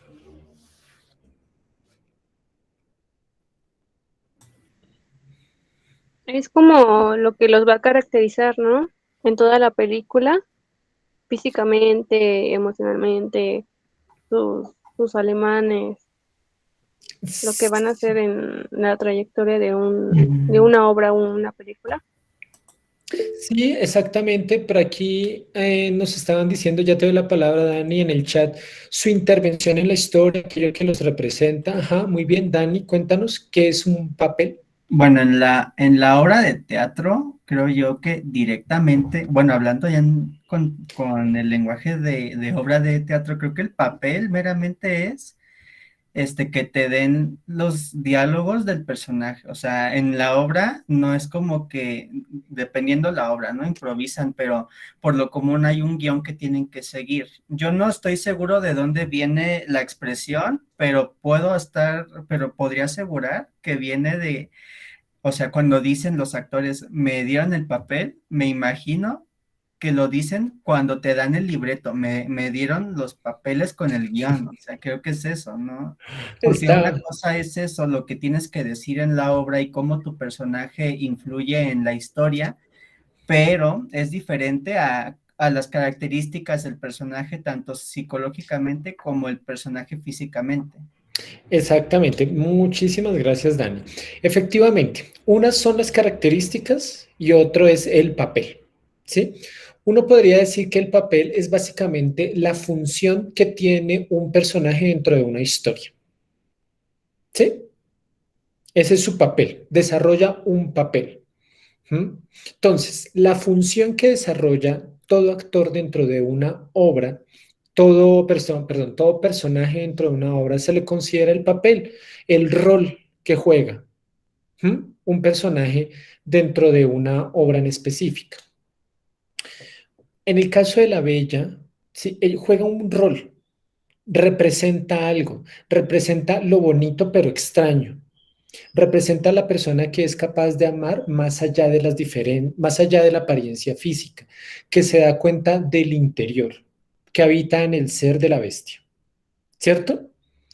La bestia, en cambio, bonito pero no cotidiano, nos dice Cassandra, sí, es una buena definición. La bestia, por el contrario, lo que nos está representando es este tipo de personaje que ha caído en desgracia, pero que el amor lo salva, que es capaz de cambiar, que es capaz de modificarse y que se modifica a través del amor. ¿Sí? Gastón, por el contrario, Gastón cumple el papel de aquella persona bonita pero arrogante. ¿Cierto? De aquella persona que está más pendiente de sí misma que de los demás y que pretende que el amor se da a la fuerza y no por medio del enamoramiento bonito, de comprender las características de la otra persona. Entonces, la base de la historia de la Bella y la Bestia es como un triángulo. La Bella representa una serie de bondades y aspectos positivos. Gastón en la base representa una... Es feo, termina así, ya lo leemos, Carla. Gastón, por el contrario, es el antagonista de toda esta historia, es el ser que no cambia, es el ser que no escucha, y la bestia es el que se redime. Entonces es como un triángulo, ¿vale? Y cada ser juega allí un papel fundamental. Volvamos a la política y a la comunicación política, ¿sí? Los actores en la comunicación política tienen unas características, ¿sí? Tienen unas características, los actores en la comunicación política. Los actores políticos tienen unas características. Algunos son más bestias que bellas, de decirles. Entonces, el tema es que tienen unas características. Estas características son las que los van a hacer reconocibles. En el video que acabamos de ver de la Ibero, ¿cuáles son las características, por ejemplo, de Peña Nieto? Que va vestido de traje, ¿no? Va de traje, ajá, ¿qué más? La postura que él toma. La postura que toma, ¿qué más? Ani, cuéntanos, que te extraño hoy que no has opinado tanto como la vez pasada. Ani, ¿qué otra característica tiene Peña Nieto? Que quiere quizás persuadir, pero no de una manera, ¿cómo se llama? No de la manera bonita, por así decirlo, sino que pues a fuerza solamente se quiere preocupar de sí mismo y no pone atención a, pues quizás a su alrededor, lo que había dicho, pues, el ejemplo de Gastón. Entonces, en este caso, nada más se preocupa por sí mismo y por, ¿cómo se llama? Y no por el entorno de los demás.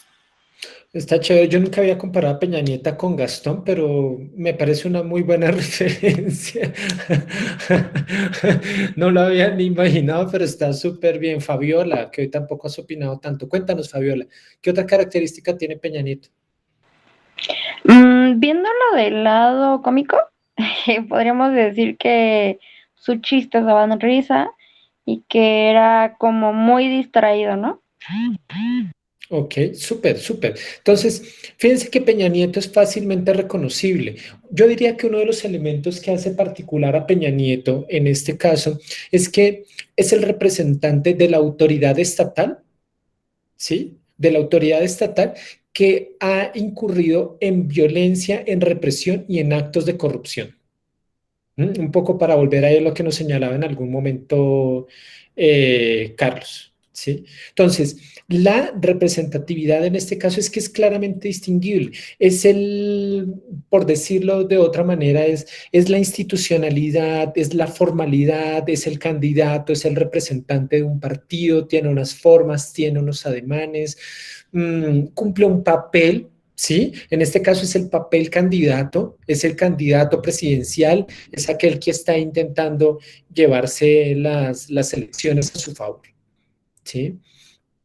Es el representante de una colectividad específica, tiene a sus guardaespaldas, ¿cómo es que les gusta decir a ustedes acá? Tiene una palabra muy particular, guarura, es que les gusta decir en algunos sectores, ¿no? Tiene a sus guaruras ahí al lado, también muy bien puestos, muy bien vestidos, etc. El punto es que es distinguible.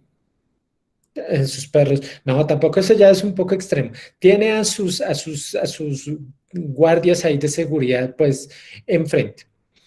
El punto, el elemento es que hay otro actor que ustedes lo dijeron claramente los estudiantes, y los estudiantes tienen otras características, ¿sí? Por el tiempo, hoy no lo vamos a alcanzar a reflexionar, pero vamos a seguir discutiendo sobre esto, ¿vale? Lo que me interesa hoy es que retengan que los actores esenciales de la comunicación política hoy son tres, ¿sí? Medios, esencialmente partidos y ciudadanía, que los actores tienen unas características que los hacen reconocibles, que tienen un papel y una función, y ya luego vamos posteriormente a ver cómo cumplen una serie de acciones y una serie de actuaciones en el escenario de lo público. Y la última, que intentan incidir en el espacio público. ¿Listo? Chicos y chicas, cuídense mucho. Muchísimas gracias por la sesión del día de hoy. Espero que estén bien, que estén felices, que tengan la oportunidad de amar, de sonreírle a la vida, que todo su día sea muy bonito, que su semana sea maravillosa, que el resto de sus clases las disfruten un montón, ¿vale? Cuídense mucho y nos vemos dentro de 8 días. Gracias, profe, igualmente. Bye. Voy a colgar porque tengo inmediatamente otra sesión, ¿va? Cuídense mucho, que estén muy bien. Un abrazo para todas y todos.